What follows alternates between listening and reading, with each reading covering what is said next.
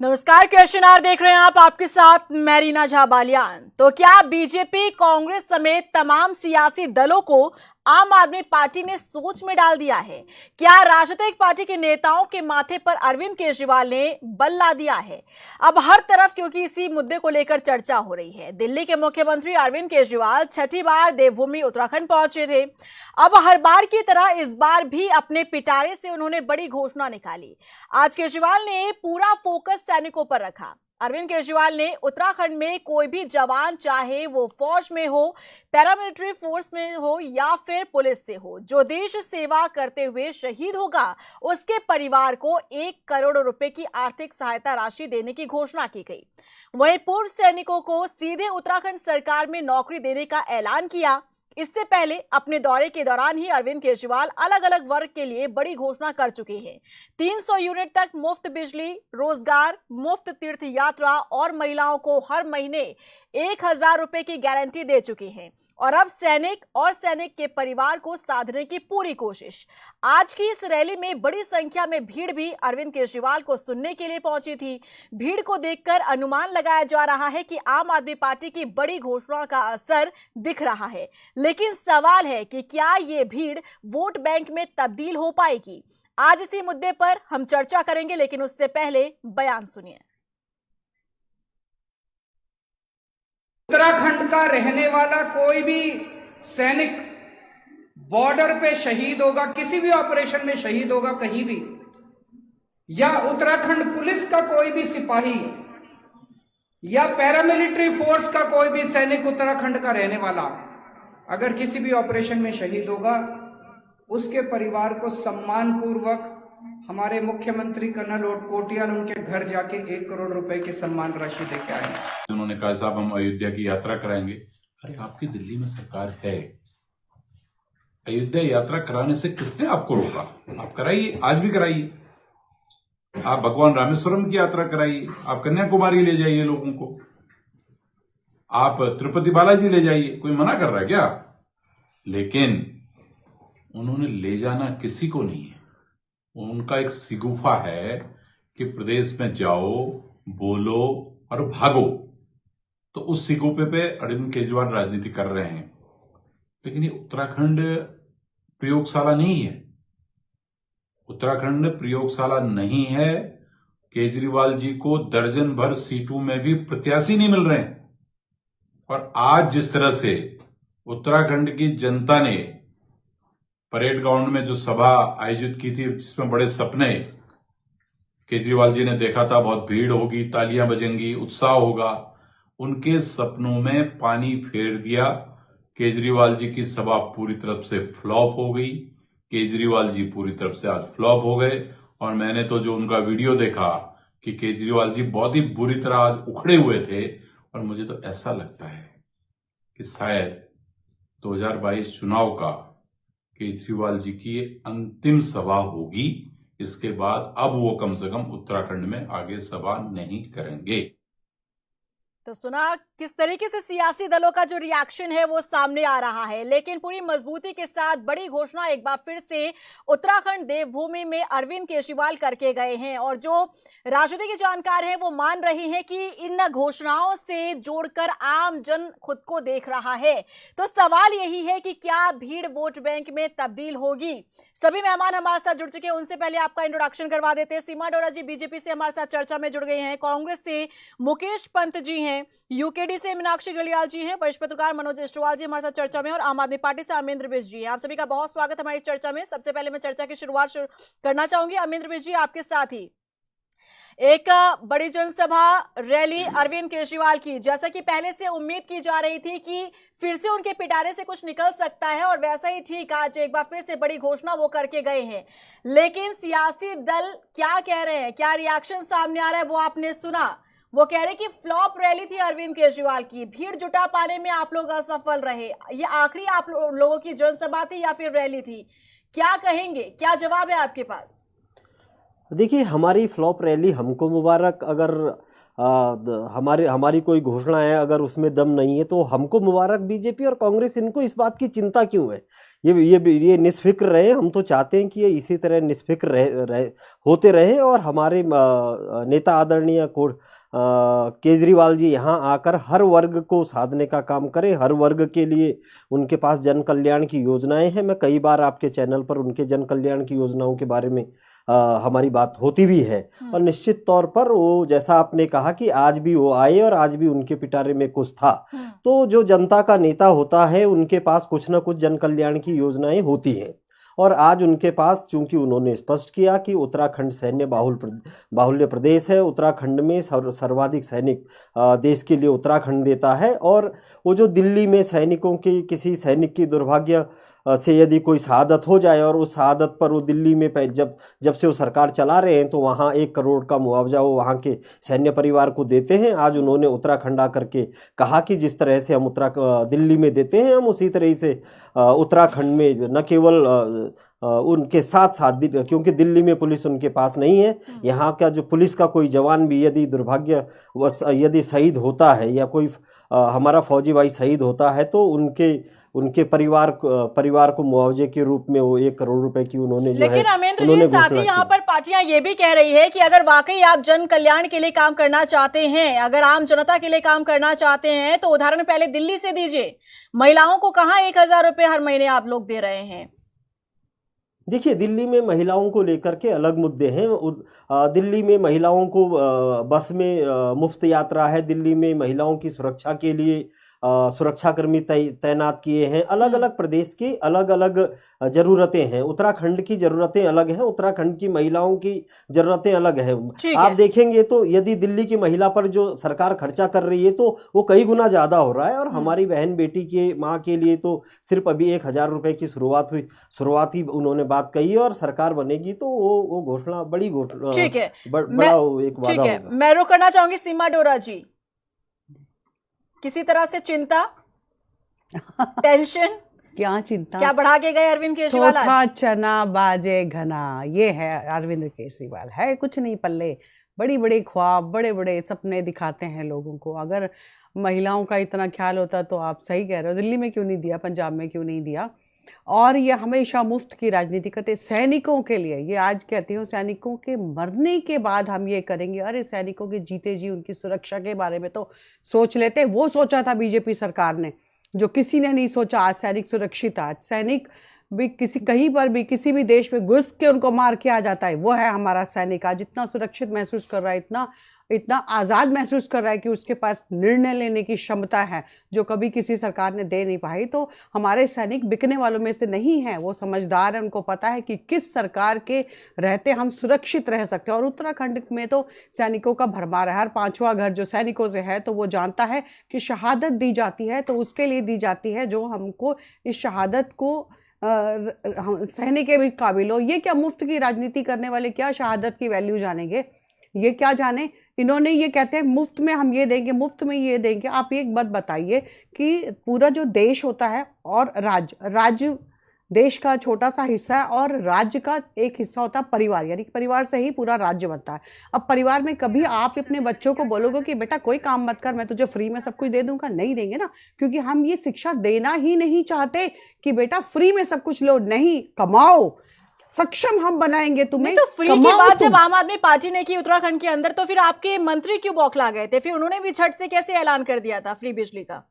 हमने कोई ऐलान नहीं, हमने कुछ भी आपके मंत्री हरक सिंह रावत है ना? नहीं, पर हमने कहीं पर लिखित में नहीं दिया, हमने कोई जियो नहीं निकाला। अरे बयान का कोई मतलब नहीं होता क्या? हमने कोई शुरुआत नहीं करी ना मैडम, शुरुआत नहीं करी। अगर हमने शुरुआत करी होती तब आप कहते हैं हमने कोई शुरुआत नहीं करी। बात पर प्रतिक्रिया देने के लिए जी मैं आऊंगी आपके पास, कंप्लीट करने दीजिए ना। जब कोई शुरुआत ही नहीं करी तो आप कैसे कह सकते हो? और ये क्या करेंगे इन्होंने? दिल्ली में तो बुरे हाल करके रखे हैं। हर स्कूल के पास शराब है, तो ये इस तरीके से कर रहे हैं। शराब इन्होंने हर स्कूलों के पास खोल के रखी पड़ी है, शराब की दुकानें। इन्होंने 25 साल से घटा के 21 साल शराब पीने की कर दी। अब ये क्या करेंगे? युवाओं को तो खोखला कर रहे हैं शराब पिला पिला के, और वहां से पैसा कमा के ये दे देंगे लोगों को 1000 रुपए।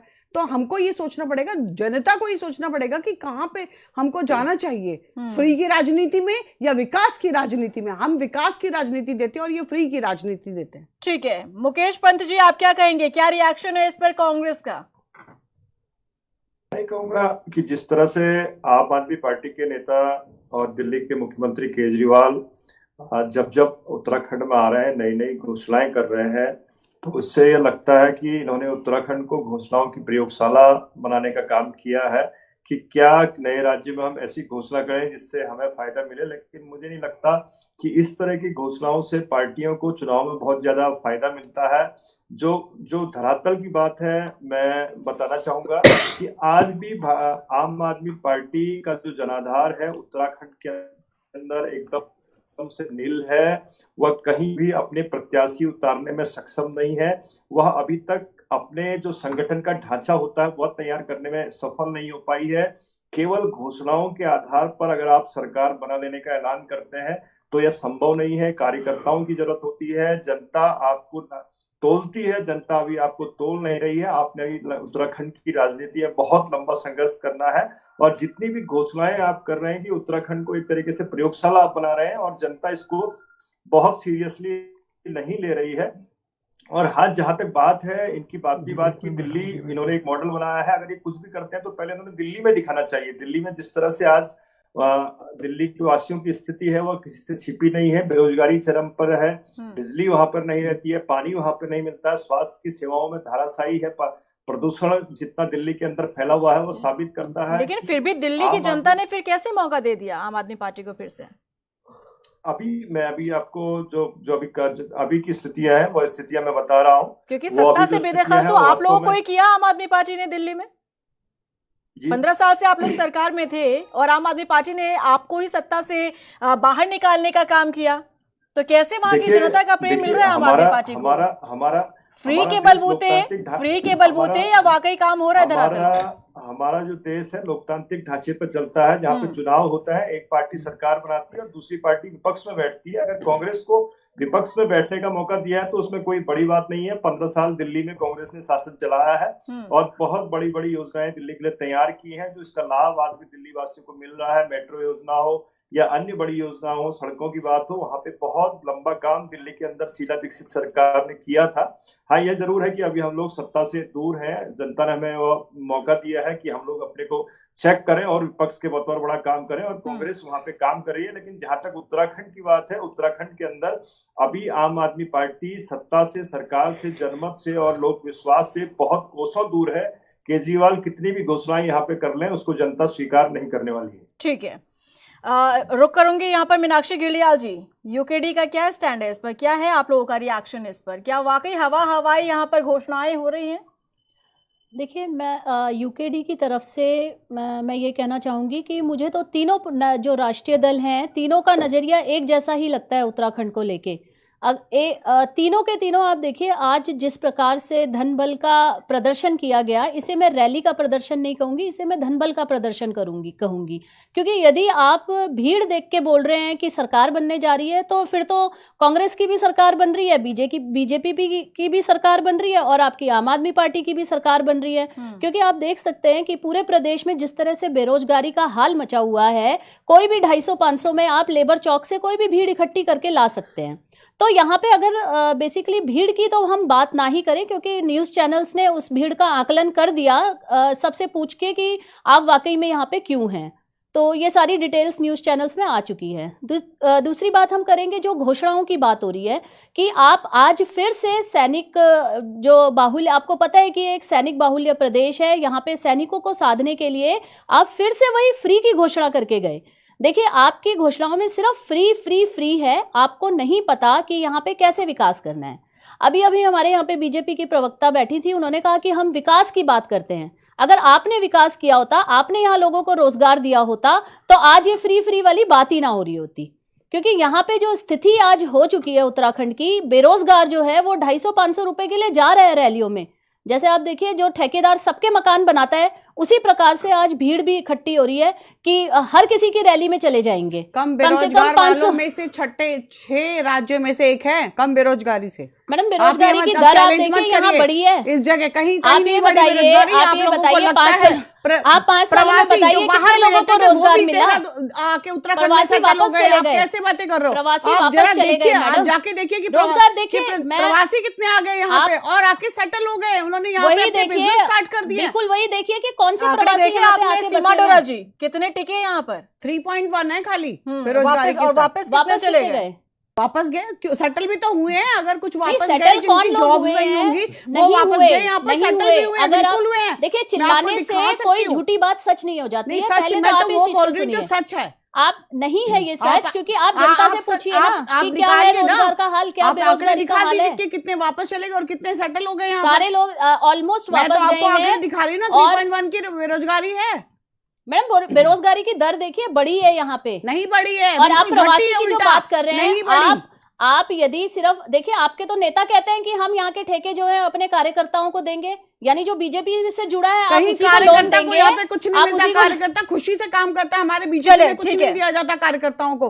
मैम, इस चिल्ला तरीके के से झूठ चिल्ला सच नहीं हो मैं जाता आपकी है। बात का आप जवाब हो दे रही सकते, हूँ ये क्योंकि मैं जवाब खुद नहीं कार्यकर्ता है। हूँ, मुझे पता है कि आप कितना मुझे चलिए बोलने ठीक है, देंगे, आप अपनी आप बात मुझे रखिएगा बोलने सीमा देंगे। डोरा जी। कंप्लीट कीजिए जल्दी से मीनाक्षी जी, मैं फिर बिल्कुल आगे यही बढ़ते बात कह रही हूँ कि अभी तक तो आप देखिए कि बात हो रही थी कि हम रोडवेज के कर्मचारियों को पैसा नहीं दे पा रहे हैं और बसें नीलाम करनी पड़ेंगी। लेकिन आज जैसे ही चुनाव पास आए, आप टैबलेट फ्री में बांट रहे हैं, आप किसी को सिलाई आपको मशीन क्यों बांट अच्छी रहे लग हैं। रही है टैबलेट्स बच्चों को दिए तो बच्चों की एजुकेशन से आपको जलन हो रही है? इसका मतलब आप चाहते नहीं हो कि आपको 5 सालों में याद नहीं आया बच्चों की एजुकेशन? आपको तब याद नहीं आया जब कोरोना चल रहा था? चले ठीक है, आपको याद नहीं आया? आज एंड मोमेंट में मनोज आपके पास इतना पैसा कहाँ से आ जाता है? अच्छा, आप लोगों ने हमारा अपनी तो बात सवाल ये है। अब आप लोगों ने अपनी हमारा बात सवाल रखी तो है, ये अब है। इसका विश्लेषण भी तो कर लेते हैं ना, समझ लेते हैं ना कि आखिर वाकई ये घोषणा है, ये इसे धरातल पर उतारा भी जाएगा, या फिर जैसे कि आप लोग आरोप लगा रहे हैं कि ये हवाई है, सिर्फ लॉलीपॉप है, सिर्फ यहाँ पर चुनाव जीतने का हथकंडा है। मनोज अष्टवाल जी क्या कहेंगे? रीना जी, केजरीवाल जी की रैली हो या प्रधानमंत्री जी की रैली हो या फिर राहुल जी की रैली हो, रैली और रैला बराबर अगर वोटों में तब्दील होता तो मैं वास्तव में मीनाक्षी घड़ियाल जी की बात का समर्थन करता हूं कि सभी सरकार बना रहे हैं। मुझे अच्छे से याद है जब हमारे एक मित्र, पत्रकार मित्र गणेश कुक्षाल गणी पौड़ी में चुनाव का एक भाषण कर रहे थे तो रामदा ग्राउंड में कदम रखने की जगह नहीं थी। कदम, वो भाड़े के किराए के भीड़ नहीं थी, वो लगाव की भीड़ थी। लेकिन निर्दलीय उम्मीदवार थे, रिजल्ट में 2200 वोट लाए और हम तब ये सोच रहे थे कि बम्पर मतों से जीतेंगे। तो भीड़ जुटाना, अब परसों 200 से ज़्यादा ऑटो आम आदमी पार्टी का झंडा लेके रोड मार्च कर रहे थे। उसमें चलाने वाला एक ही आदमी था, बाकी सारे ऑटो खाली थे।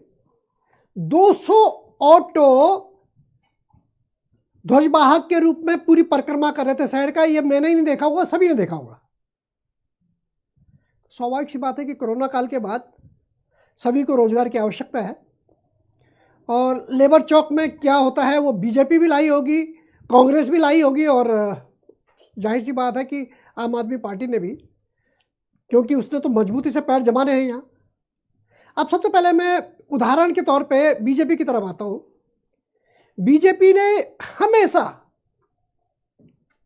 हंसते हुए आकलन किया आम आदमी पार्टी का, चाहे वो दिल्ली रही हो, चाहे वो अकाली दल के साथ जो गठबंधन वहाँ था आपके पंजाब में, उसमें रहा हो, और अब उत्तराखंड में भी ऐसा ही कुछ मेरे ख्याल से नजर आ रहा है। बीजेपी और कांग्रेस दोनों को ही, बीजेपी को लग रहा है कि चलो हाँ ये अच्छी बात है, ये बढ़ रहे हैं तो हमारा फायदा होगा, जितने में हमसे नाराज हैं वो हमारी वोट आपको पड़ेंगी।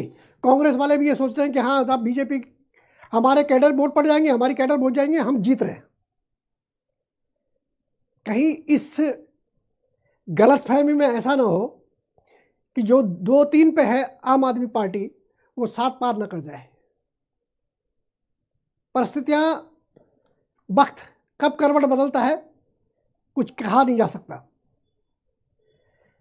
रही बात अभी जो फुटबॉल होने वाला है, मेरे ख्याल से मुकेश पंत जी भी सुन ही रहे हैं। पौड़ी सीट पर इस समय कांग्रेस बहुत प्रफुल्लित है कि हम सभी सीटें जीत रहे हैं। लेकिन सबसे ज़्यादा अगर गणित कहीं खराब कांग्रेस का होगा तो पौड़ी विधानसभा क्षेत्र से होगा।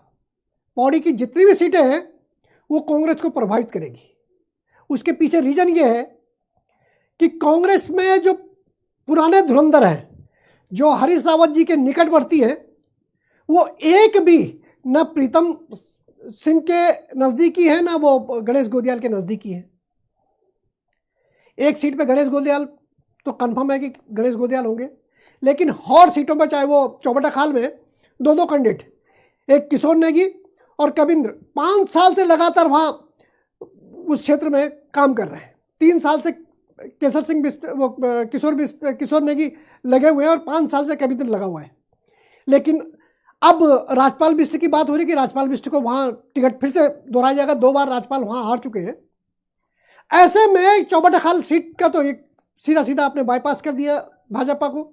यमकेश्वर में भी वही है कि आप पूर्व विधायक शैलेंद्र रावत को टिकट देने के फिराक में हैं, तो महेंद्र सिंह राणा जो वहाँ के वो हैं प्रमुख हैं और टिकट की दावेदारी कर रहे हैं, उन्होंने कहा अगर कांग्रेस टिकट नहीं देगी तो वो निर्दलीय लड़ेंगे, क्योंकि उन्होंने 5 साल यहाँ बहुत मेहनत की है। इस तरीके से हर उसमें आंकड़ा बदलेगा और आंकड़े की लड़ाई में हो ना हो यहाँ आम आदमी पार्टी आगे आ जाए।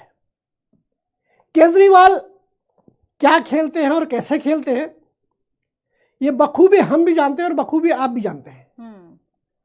बच्चों को लॉलीपॉप बड़ा पसंद है। केजरीवाल जानते हैं कि लॉलीपॉप कहाँ और कैसे, उनको पता है कि ये सैन्य भूमि है। आए दिन यहाँ कोई ना कोई शहीद होता हुआ यहाँ का लाडला सीमा पर शहीद होता है। तो एक प्रलोभन जो है 1 करोड़ का, जो वो दिल्ली में उन्होंने 1 करोड़ की घोषणा की और 1 करोड़ दे भी रहे हैं जी, उसका एक लेमन जूस लेके यहाँ भी घूम रहे हैं। बिल्कुल। मनोज अष्टवाल जी अपनी बात पूरी कीजिएगा। फिलहाल मुझे रुकना पड़ा एक छोटे से ब्रेक के लिए, लेकिन चर्चा लगातार जारी है। क्या भीड़ वोट बैंक में तब्दील होगी? आज का सवाल यही है। इसी मुद्दे पर लगातार हम चर्चा कर रहे हैं। रुकने एक छोटे से ब्रेक के लिए, जल्द हाजिर होते हैं।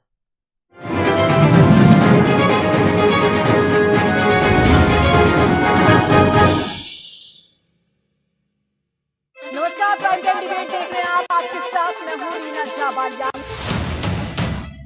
आपके असल सवाल और मुद्दे कहीं छूट न जाए, तब जाकर आपके हर सवाल पर जवाब मांगती। ऐसे में सरकार की जवाबदेही जरूर बनती है। आप जवाब दीजिए, आप जवाब से क्यों बच रहे हैं सर? रोज मेरा सामना सियासत और सियासी शख्सियतों से होता है। चुप रहिए कि आप लोगों की मंशा क्या है ना, वो नजर आ जाता है। सामाजिक सरोकार से जुड़ती हूँ तो भी सियासत बेशुमार होती है। आंकड़े हैं हमारे पास, प्रूफ लेकर बैठते हैं हम। मैं रीना झा बालियान, HNN 24/7, जुनून सच दिखाने का। जब पशुओं को मिलेगा प्यार और मिल्को-मोर पशु आहार तो दूध बहेगा, मुनाफा बढ़ेगा। मिल्को-मोर पशु आहार। खुदी को आजमाया है, अंदाज तुम में भी मैं हूं। शुद्ध प्लस पान मसाला। नमस्कार, आप देख रहे हैं हमारी खास पेशकश कब बदले की तस्वीर और मैं हूं आपके साथ हिरम फातिमा। जब देश का संविधान भेदभाव नहीं करता तो फिर शासन प्रशासन को ये अधिकार किसने दिया? आखिर कौन है वो 500 लोग और क्यों ये लोग मांग रहे हैं? इच्छा मत जिम्मेदार अधिकारी सब जानने के बावजूद भी चुप्पी साधी हुई। पुल जो था आधा अधूरा है तो जाहिर सी बात है लोग नाव के जरिए ही जाते होंगे। क्या परेशानियां लोगों को आती है? इलाके के AGM है और वो कहते हैं हमें इस मामले में जानकारी नहीं है। नए अंदाज नए समय पर आज ही हूं मैं आपकी आवाज बनकर बदलने हर तस्वीर। देखिए मेरे साथ कब बदले की तस्वीर, सोमवार से शनिवार शाम 6 बजे सिर्फ HNN 24/7 पर।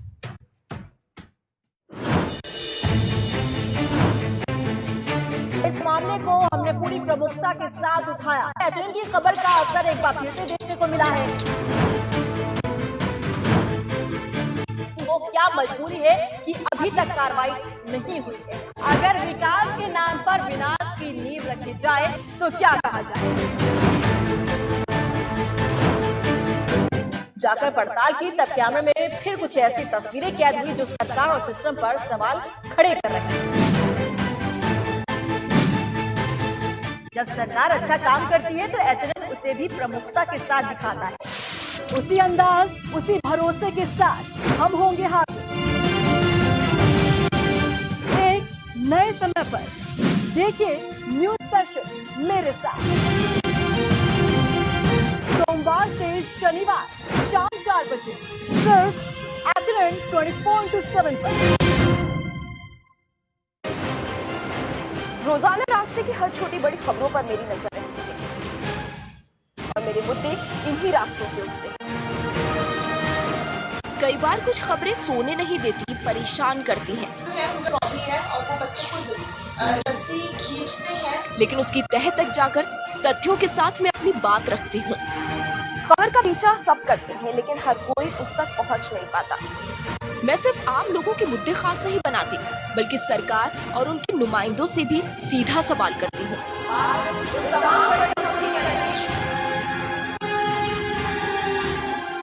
ताकि आपको कोई गुमराह न कर सके। मैं रम फातिमा, जुड़िए मेरे साथ एचएनएन 24/7 पर, जुनून सच दिखाने का।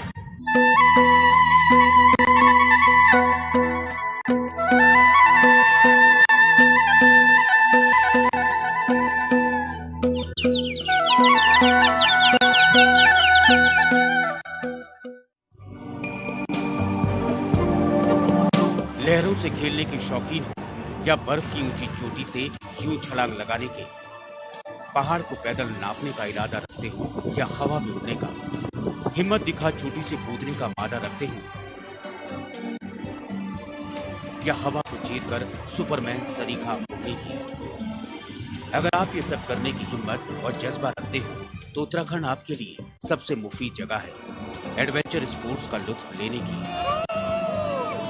एडवेंचर स्पोर्ट्स यानी साहसिक खेल, तीर्थाटन और प्राकृतिक पर्यटन के बाद राज्य में सैलानी साहसिक खेलों का लुत्फ लेने आते हैं। रिवर राफ्टिंग के मजे लेने को तो ऋषिकेश के शिवपुरी से बेहतर जगह हो ही नहीं सकती। गंगा की हिलोरों के बीच राफ्ट पर सफर करने का अलग ही मजा है। पहाड़ी और दुर्गम स्थानों पर रॉक क्लाइंबिंग और रैपिंग के लिए चमोली के ग्वालदम और तपोवन के साथ टिहरी का कौड़ियाला भी एडवेंचर प्रेमियों को लुभाता है। साहसिक पर्यटन की दृष्टि से स्कीइंग बहुत ही लोकप्रिय है। इस खेल के लिए लोग औली खींचे चले आते हैं। इन सब के अलावा पैराग्लाइडिंग और हैंग ग्लाइडिंग भी साहसिक खिलाड़ियों को बरबस यहाँ ले ही आता है।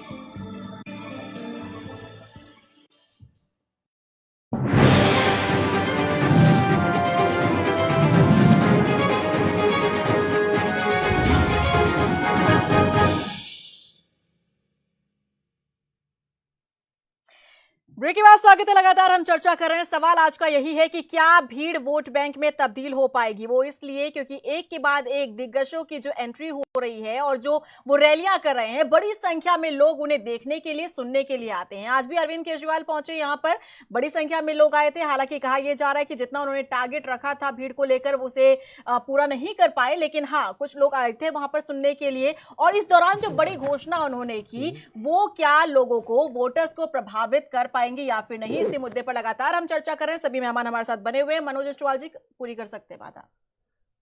अब भाजपा की तो मैंने बात कर दी थी कि भाजपा ने बहुत हल्के में लिया और आम आदमी पार्टी 2 स्टेट में, केंद्र में भी और पंजाब में भी सरकार बना चुकी है। कांग्रेस बैकफुट पे इसलिए है कि कांग्रेस ने बहुत कुछ खोया है और कांग्रेस इस समय अपनी फाउंडेशन की तरफ मजबूती से बढ़ रही है। अपनी फाउंडेशन मजबूत करना कांग्रेस का पहला लक्ष्य होगा कि किसी तरीके से उनको दोबारा पारी शुरुआत करनी है। रही आम आदमी पार्टी की बात, तो आज 11 बजे सुबह तक तो ऐसा लग रहा था कि नील बट्टे सन्नाटा होता है। 200-250 लोग परेड ग्राउंड में थे। उसके बाद अचानक हुजूम बढ़ा और बढ़ता ही चला गया।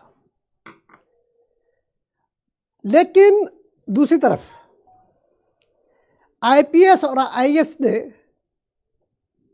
आंखें मूंद ली हैं आम आदमी पार्टी की तरफ से। अब चाहे वो अनंतराम चौहान हो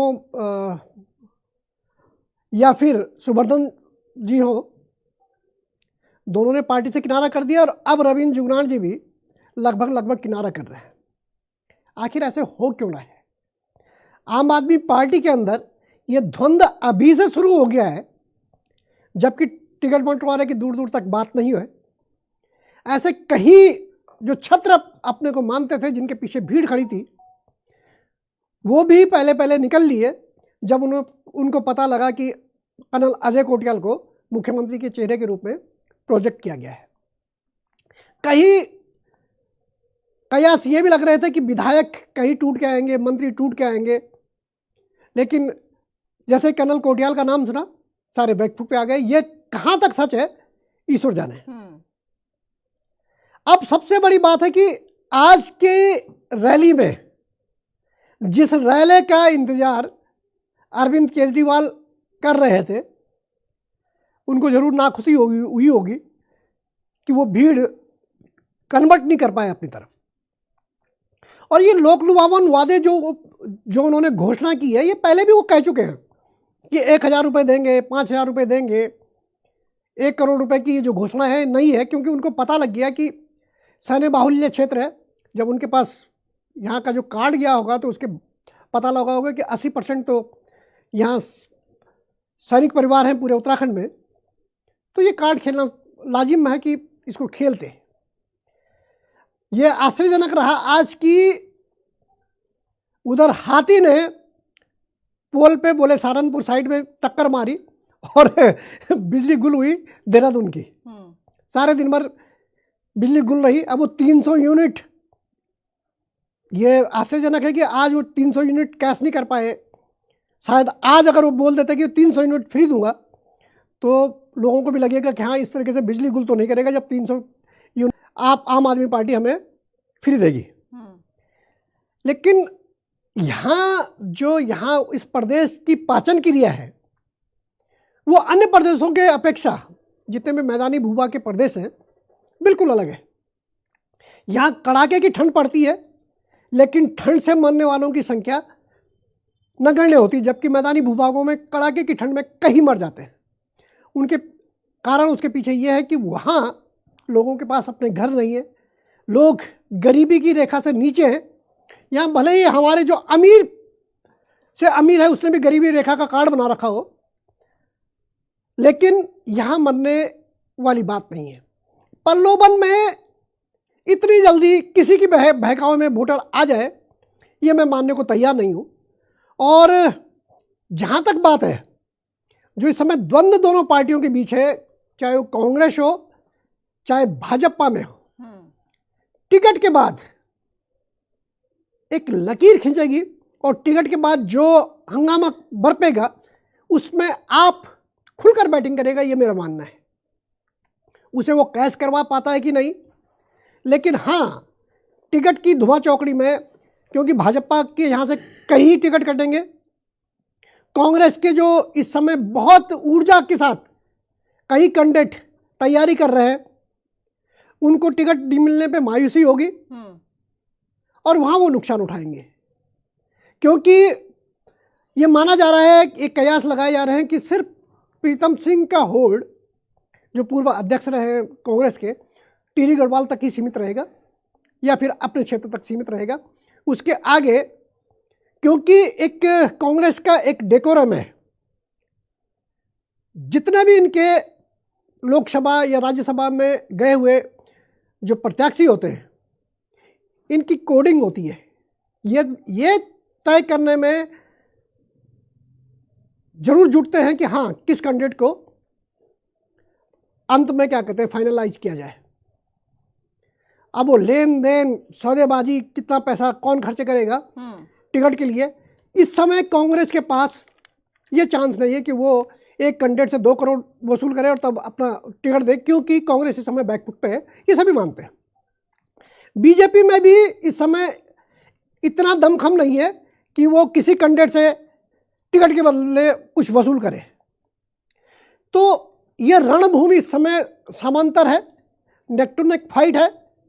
आप कहाँ घुसकर सिंग मारता है, ये देखना बाकी है। ठीक है अमरेंद्र मिश्र जी, क्योंकि काफी अच्छा विश्लेषण यहाँ पर मनोज जयसवाल जी ने किया है, साथ ही साथ ये भी कहा कि आप लोग अच्छा तो चल रहे हैं, अच्छी घोषणाएं भी हो रही हैं, लेकिन शायद ही लोग अपने आप को इससे जोड़कर देखें, और साथ ही साथ कैंडिडेट्स को लेकर कहीं ना कहीं चिंता आप लोगों में बनी हुई है। जो और नेता, बड़े चेहरे आपकी पार्टी के साथ जुड़ सकते थे, उन्होंने किनारा करना शुरू कर दिया। तो ऐसे में कैसे पॉसिबिलिटीज लगती है आप लोगों को सरकार बनाने की?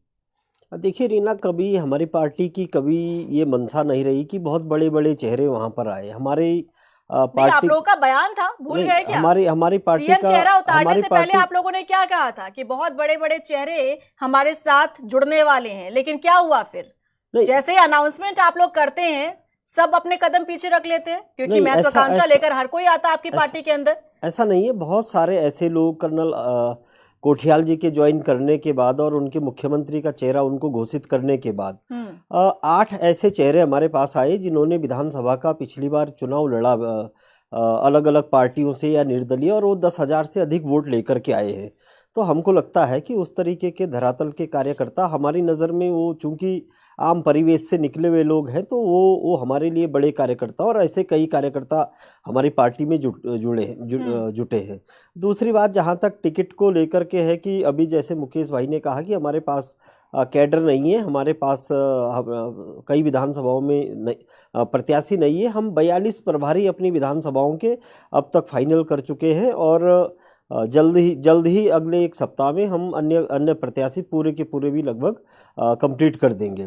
दूसरी बात, जो इस बात को लेकर के चर्चा हो रही थी कि भाई किस रूप में, ये लालच के रूप में जो देखा जा रहा है। देखिए, चुनाव में जन कल्याण की योजनाएं कोई केजरीवाल जी पहली बार नहीं कर रहे हैं। दिल्ली में जो उन्होंने काम किया वो भी जन कल्याण ही उस पर फोकस था, और निश्चित तौर पर उनको, जैसा अभी सीमा डोरा जी कह रही थी कि उनका स्कूल खराब है, तो अब ये अच्छा इसलिए नहीं लगता कि उत्तराखंड में पिछले 5 सालों में जिस सरकार ने 1875 स्कूल बंद कर दिए हों बेसिक के, ये पहाड़ की तकरीबन 38 विधानसभाएं आज भी ऐसी है जहां ये एक्सरे की मशीन नहीं लगा पाए, जहां ये अल्ट्रासाउंड की मशीन नहीं लगा पाए, जहां आज भी ब्लड का टेस्ट नहीं हो रहा, और ये हमारे मॉडल को खराब बता रहे हैं। दूसरी बात, और रीना जी आप बताइएगा कि क्या इस प्रदेश में ऐसे लोग नहीं रहे, ऐसे मुख्यमंत्री नहीं रहे जिनके नाम दारू के ब्रांड के नाम पर पड़े? क्या ऐसे लोग नहीं रहे जिनके जो नाम है वो भांग के नाम पर नहीं पड़े, भांग बेचने और भांग उगाने और तमाम जैसी चीज़ों? और आज हमको ये नसीहत देंगे कि केजरीवाल ने शराब की दुकानें खोल दी। मैं इस फैक्ट को आपके चैनल के माध्यम से भी रखना चाहता हूं कि दिल्ली में जो पुरानी आबकारी नीति थी उसके तहत 750 दुकानें दिल्ली में संचालित होती थी, और जो नई आबकारी नीति इस बार आई है उसमें 4 दुकानें घटकर 746 दुकानें अब दिल्ली में चल रही हैं। अच्छा, तो फैक्ट इसे लेकर भी तो रखिए कि उत्तराखंड में जो इतनी फ्री की बात आप लोग कर रहे हैं, हर एक वर्ग को फ्री काम देने की बात कर रहे हैं, चाहे वो बुजुर्गों के लिए यहाँ पर तीर्थ यात्रा हो, या महिलाओं को हर महीने 1,000 रुपया हो, चाहे बेरोजगार को घर बैठे 5,000 रुपया हो, अब 300 यूनिट तक फ्री बिजली हो। कहां से इतना होगा? पहले से ही राज्य के ऊपर बहुत ज्यादा कर्ज है, कैसे करेंगे ये भी तो बताइए, कुछ कैलकुलेशन की बात हो जाए। नहीं, बिल्कुल, केजरीवाल जी ने जो भी घोषणा की है, और उन्होंने स्पष्ट कहा, आज की घोषणा को उन्होंने भले ही कैलकुलेट किया हो न किया हो, लेकिन उन्होंने बिजली की जब गारंटी दी तो उन्होंने कहा उस पर कि इतना रुपया खर्च होना है, 1100 करोड़ रुपए की उन्होंने बात की। उन्होंने रोजगार गारंटी को लेकर के उसमें जो बेरोजगारी भत्ता दिया जाना है उसमें जितना रुपया खर्च होना है, उन्होंने बाकायदा मंच से घोषणा के साथ उस बात को रखा है। उन्होंने इस बात को रखा है कि उनकी जो यात्रा वाला जो घोषणा है उसमें कितना पैसा होना है।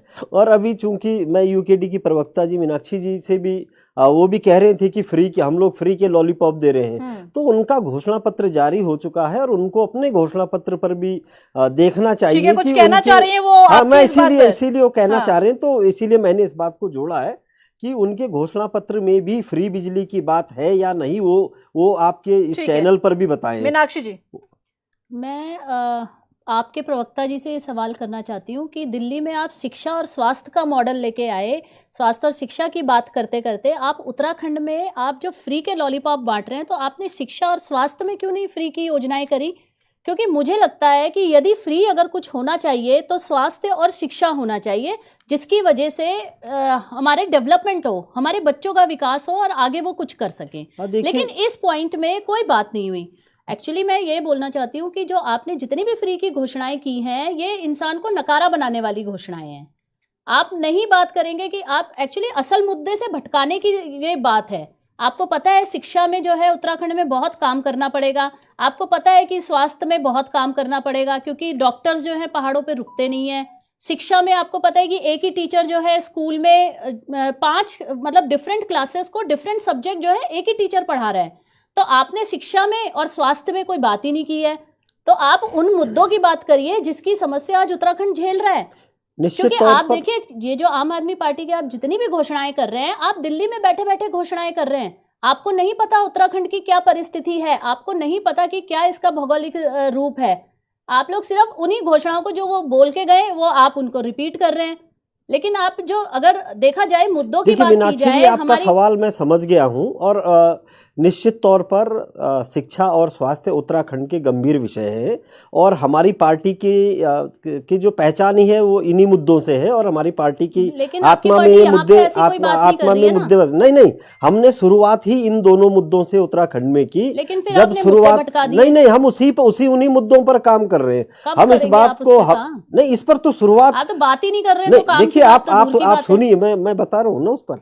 मैं ये कह रहा हूँ कि मनीष सिसोदिया जी जब उत्तराखंड आए थे, शुरुआत जब आम आदमी पार्टी को लेकर के यहाँ शुरू हुई, तो एक सवाल और विद्यालयों से आप जवाब कर दिए। दिल्ली के स्कूल्स आपने बहुत बेहतर कर दिए, तो शिक्षा मंत्री के बच्चे क्यों नहीं उन स्कूल्स में पढ़ रहे हैं? आपने वहां पे जगह जगह हॉस्पिटल्स की बहुत अच्छी सुविधा कर दी है। तो आप मनीष सिसोदिया जी को जब कोरोना होता है तो वो क्यों प्राइवेट हॉस्पिटल्स में भागते हैं? आप खुद ही आकलन कर सकते हैं कि आपके बोलने में और करने में अगर देखा जाए तो कितना डिफरेंस है। अब मुझे जवाब देने दीजिएगा। आपके सवाल लंबे हैं, मैं उससे शॉर्ट में जवाब देता हूं। मैं ये कह रहा हूं कि उत्तराखंड में विद्यालयों को और स्वास्थ्य के जो मॉडल हैं उनको लेकर के हमारी पार्टी सबसे पहले शुरुआत से ही इस पर बात कर रही है और ये संकल्प है बाकायदा कि प्रत्येक न्याय पंचायत के स्तर पर ग्रामीण इलाकों में एक बढ़िया हेल्थ क्लिनिक खोलने की योजना है और प्रत्येक न्याय पंचायत स्तर पर एक अच्छा मोहल्ला क्लिनिक जो दिल्ली में खोला जहाँ बच्चे मर गए, वैसे वाला खोलेंगे यहाँ पे। निश्चित तौर पर सीमा डोरा जी, आपके उत्तराखंड में भी कई हमारे उत्तराखंड के कई अस्पताल, उत्तराखंड की बात मत करिए। नहीं, क्यों मत कीजिए उत्तराखंड की बात। तो आप कल्पना हमारे उत्तराखंड में भी कई अस्पतालों में, आयुष्मान कार्ड में हमारे 5 लाख कई अस्पतालों में ऐसी घटनाएं घट जाती हैं जहाँ पर कहीं पर बच्चे मर जाते हैं, कहीं पर अब ये ऐसी दुर्घटनाएं घट जाती हैं। लेकिन ऐसी दुर्घटनाएं जब ऐसी दुर्घटनाएं घटी तो आप ये बताइए कि उत्तराखंड में कौन सा डॉक्टर को पनिश किया गया? क्या आपको इस बात के लिए शर्म आती है कि आपके एक विधायक के मां को परसों 8 किलोमीटर दूर से डंडी पर लाना पड़ा, 8 किलोमीटर दूर से? और क्या आपको मालूम है कि परसों यमुना घाटी से एक बुजुर्ग को सड़क तक लाते लाते उनकी मृत्यु हो गई? आप लोगों को शर्म आनी चाहिए कम से कम स्वास्थ्य को लेकर के और शिक्षा को लेकर के। अगर आप बात करते हैं, आप पिछले 20 सालों से उत्तराखंड को पीछे धकेलने में लगे हैं। आपके मुख्यमंत्री का नाम भांग के नाम पर पड़ा हुआ है और कांग्रेस के मुख्यमंत्री का नाम शराब की बोतल के नाम पर पड़ा हुआ है। आप मत बताइए इस उत्तराखंड को कि यहाँ पर क्या होना है। मैं बुनियादी जो सवाल थे, जो मीनाक्षी जी के बुनियादी सवाल थे, मैं उन सवालों पर बात कर रहा था। आप मत बताइए। आपने इस प्रदेश में लोकायुक्त की हत्या की, ये आरोप आप पर है। आपने आज तक इस प्रदेश को राजधानी नहीं दी, ये आरोप आप पर है। आपने पलायन रोकने को करके कोई कार्य आज तक नहीं किया, ये आरोप आप पर है। आप हो या आप मत बताइए। कोई ऐसा सियासी दल नहीं है जो जीत के लिए अपना फॉर्मूला तैयार ना कर रहा हो। हर कोई अपना फॉर्मूला तैयार कर रहा है, लेकिन जनता किस पर अपना विश्वास जताती है वो जनता पर ही छोड़ देना चाहिए। रुक करना चाहूंगे मुकेश पंत जी। कांग्रेस, जैसे कि विश्लेषण में कहा मनोज इस्टवाल जी ने कि कांग्रेस तो खुद को अभी जीवित करने की कोशिश कर रही है, लेकिन देश की सबसे पुरानी पार्टी का हाल आज क्या हो गया है कि जो कितनी पिछड़ गई है। अपनी जमीन मजबूत करने की कोशिश आप लोग कर रहे हैं। कैसी रणनीति है, किस तरीके से? क्योंकि यहाँ पर जहां पर आपने जिस राज्य में अपनी सरकार बनाकर आपने यहाँ पर काम किया, वहां पर आम आदमी पार्टी आकर बड़ी बड़ी घोषणाएं कर रही है, लोगों को प्रभावित कर रही है। देखिए, जहां तक असवाल जी ने कांग्रेस को लेकर बात की है, मैं कहना चाहूंगा जिस तरह से आप मीडिया चैनल्स हैं, मीडिया चैनल्स में जिस तरह से सर्वे आ रहे हैं, सर्वे पूरे तरीके से उत्तराखंड के अंदर कांग्रेस की सरकार बनाते हुए दिखा रहा है। और ये जो सर्वे है ये साफ साफ दिखाता है कि किस तरह से 2017 से 2022 तक भारतीय जनता पार्टी ने उत्तराखंड के अंदर विवादित मुद्दों, विवादित चीजों को लेकर काम किया है। 3 मुख्यमंत्री बदले हैं और कोई भी काम इसमें नहीं हो पाया। और आज कहीं न कहीं विकल्प के रूप में उत्तराखंड में कांग्रेस यहाँ पे दिखाई देती है। और रही बात आम आदमी पार्टी की, आम आदमी पार्टी को अभी उत्तराखंड के अंदर बहुत संघर्ष करना है, बहुत ज्यादा उसका संघर्ष होना है। उसको केवल उम्मीदवार तक नहीं चुन पा रही है। मैं कहना चाहूंगा कि अभी जिस तरह से बात आई थी, उन्होंने कहा था कि भाजपा और कांग्रेस में जिसको टिकट नहीं मिलेगा वो आम आदमी पार्टी से लड़ेंगे। तो कहीं ना कहीं आम आदमी पार्टी का निर्माण इन दोनों पार्टियों से होना है। तो हम समझ सकते हैं कि इन घोषणाओं के अर्थ और इन घोषणाओं के क्या मायने हैं। यह कुछ नहीं है, केवल कोरी घोषणाएं हैं। कोई भी पार्टी अपना घोषणा पत्र जारी करती है और उसमें जो लिखा होता है वही उसके वायदे होते हैं, वही उसका चुनावी एजेंडा होता है। कांग्रेस अभी अपना चुनावी घोषणा पत्र लाएगी, बहुत जल्दी घोषित करेगी, जिसमें बिजली पर भी बात होगी, जिसमें गन्ने पर भी बात होगी, जिसमें उत्तराखंड के किसान पर भी बात होगी, जिसमें महिलाओं पर भी बात होगी, जिसमें बेरोजगारी पर जब बात होगी, यहाँ के संसाधनों को कैसे आगे बढ़ाया जा सकता है सरकार बनने के बाद, उस पे बात होगी। यहाँ के जो तीर्थ स्थल है, यहाँ का पर्यटन है, यहाँ का भरपूर पानी है, उसको हम कैसे आगे बढ़ा सकते हैं। यहाँ की लोक संस्कृति है, यहाँ की परंपराएं हैं, उसको हम आगे लाकर कैसे पर्यटन का विकास कर सकते हैं। यह सब घोषणा पत्र में होगा। यह सारी चीजें कांग्रेस ने करनी है। और जिस तरह से लोकमत, जनमत और आपका सर्वे दिखा रहा है कि उत्तराखंड के अंदर कांग्रेस पुनः सरकार बनाने की स्थिति में है, निश्चित रूप से हम इस और बढ़ रहे हैं। और सर्वे से आश्वस्त है कांग्रेस, कांग्रेस सरकार बनाएगी। उसी सर्वे से आश्वस्त है कांग्रेस, इसलिए कांग्रेस को लग रहा है कि जमीनी स्तर पर कुछ ज्यादा करने की जरूरत नहीं है। इस्टवाल जी, फाइनल कमेंट। जमीनी स्तरों पर काफी कुछ हो रहा है। मैं आपसे जैसे कह रहा हूँ कि कोई भी पार्टी, मुकेश जी आपके इस सर्वे की बात कर दूं, जब तक हरीश रावत जी दिल्ली नहीं गए थे उससे पहले सर्वे ये कह रहा था कि कांग्रेस सरकार बना रही है। आज के जो वर्तमान सर्वे आप देख लीजिएगा, इस समय 42 सीट आप जो वो सर्वे है वो भाजपा को दे रहे हैं। मेरा मानना है कि जब तक टिकट डिक्लेयर नहीं होते, कैंडिडेट डिक्लेयर नहीं होते, तब तक ये जितने भी सर्वे हैं ये सब फर्जी है। आज आदमी वो कह रहा है जो उसकी जुबान में है, कल वो कहेगा जो उसके कैंडिडेट की जुबान पे होगा। जो उसका कैंडिडेट जैसा उसको कैंडिडेट मिलेगा उसके आधार पर उसकी धारणा बदलेगी, अवधारणा बदलेगी, ये मान के चलिएगा। चौकन्ना दोनों राष्ट्रीय दलों को आम आदमी पार्टी से नहीं रहना चाहिए। यूकेडी भी इस समय सेंधमारी करेगी, बशर्ते यूकेडी अपना मैथमेटिक्स सही करे, बशर्ते वो कुछ सीखे। यूकेडी सिर्फ एक ही राग अलापती है कि उनके पास पैसा नहीं है, वो चुनाव में खाली हाथ जा रहे हैं। तो भैया सर, यूकेडी को इन राष्ट्रीय दलों से कुछ सीखने की जरूरत ही नहीं है। अगर हम इनसे सीखने लगे तो हम भी घोषणाएं करेंगे, यही रोना है कि आज यूकेडी के पास एक कैंडिडेट नहीं है। हम लोग क्योंकि यूकेडी का जो झूठ बोलना नहीं सीख सकते, बिल्कुल नहीं। यूकेडी जिस अभिमान और स्वाभिमान में जी रहा है ना, बुद्धिजीवियों की फौज इकट्ठा करने के बाद भी आज जो अहम है आपके कार्यालय में जाके दिखता है। सर, हम झूठ बोलना नहीं कर सकते। आपके कार्यालय में चार जगह अलग अलग गप मारते होते हैं। ऐसा नहीं है। अनुशासन जब तक पालेगा नहीं यूकेडी, बिल्कुल अनुशासन है पार्टी के अंदर, बहुत नाइन। चलिए आप मान लीजिएगा, मुझे लगता है कि समझने और समझाने का दौर गया है। सीमा डोरा जी, जल्दी से फाइनल कमेंट दीजिए। जी, मैं ये विश्वास करती हूँ और कि जनता सब जानती है। आप देखिए, अगर देश सुरक्षित होगा तभी राज्य सुरक्षित होगा, राज्य सुरक्षित होगा तभी परिवार सुरक्षित होगा। तो सबसे पहले देश को सुरक्षित किया भारतीय जनता पार्टी ने, हमारे ऐसे प्रधानमंत्री ने जिसको आज पूरा राष्ट्र तो हमारा करता ही है, पूरा विश्व सैल्यूट करता है। तो ऐसे प्रधानमंत्री के अंडर में सभी रहना चाहेंगे। और जनता सब जानती है कि ये फ्री के ढकोसले, फ्री के वायदे, फ्री की बातें कुछ नहीं होता। जाना जनता की ही जेब से, इसलिए कमाओ और सक्षम बनिए, आगे बढ़िए। बहुत शुक्रिया आप सभी मेहमानों का हमारी इस चर्चा में जुड़ने के लिए। तो भीड़ तो रैलियों में जुट रही है, लेकिन क्या ये भीड़ वोट बैंक में तब्दील होगी या फिर नहीं, इस पर लगातार मंथन भी किया जा रहा है। लेकिन देखना वाकई दिलचस्प होगा कि क्या वाकई ये भीड़ जो है वोट बैंक में तब्दील होती है, क्योंकि हर एक रैलियों में बड़ी संख्या में लोग पहुंच रहे हैं लीडर को सुनने के लिए। लेकिन असल वोटर्स के मन में है क्या, वो चुनाव के समय ही पता चलेगा। नमस्कार।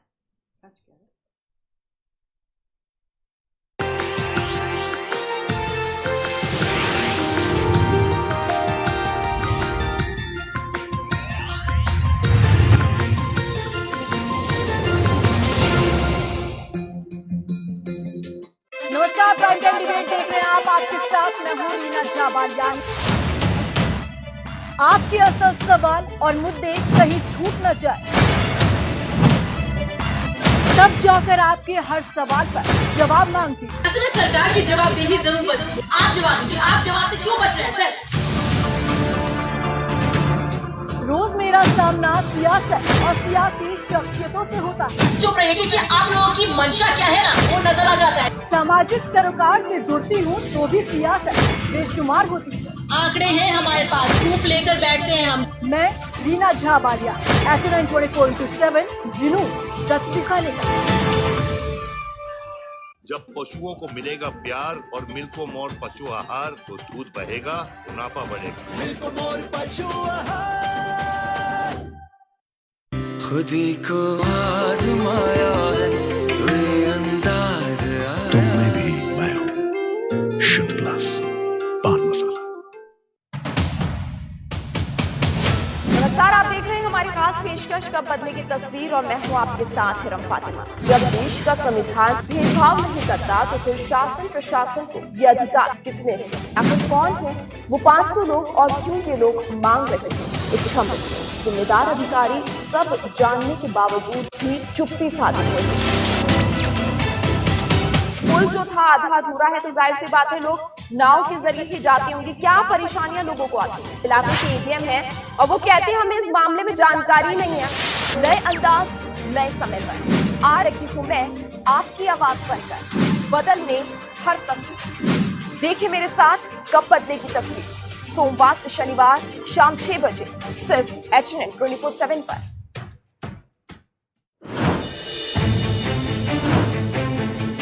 इस मामले को हमने पूरी प्रमुखता के साथ उठाया। HNN की खबर का असर एक बार फिर से देखने को मिला है। वो क्या मजबूरी है कि अभी तक कार्रवाई नहीं हुई है। अगर विकास के नाम पर विनाश की नींव रखी जाए तो क्या कहा जाए? जाकर पड़ताल की तब कैमरे में फिर कुछ ऐसी तस्वीरें कैद हुई जो सरकार और सिस्टम पर सवाल खड़े कर रही हैं। जब सरकार अच्छा काम करती है तो HNN उसे भी प्रमुखता के साथ दिखाता है। उसी अंदाज, उसी भरोसे के साथ हम होंगे हाजिर एक नए समय पर। देखिए न्यूज स्पेशल मेरे साथ, सोमवार से शनिवार शाम 4 बजे सिर्फ HNN 24/7 पर। रोजाना रास्ते की हर छोटी बड़ी खबरों पर मेरी नजर रहती है और मेरे मुद्दे